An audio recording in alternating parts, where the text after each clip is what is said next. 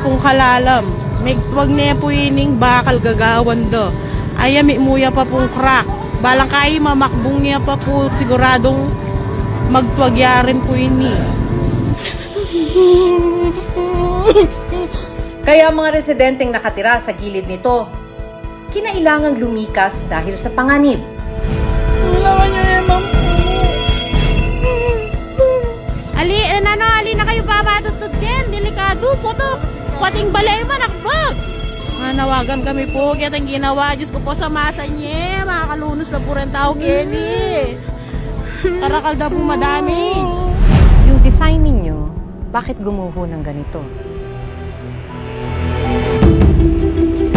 Sayang po tong project, no? Sayang yung pera.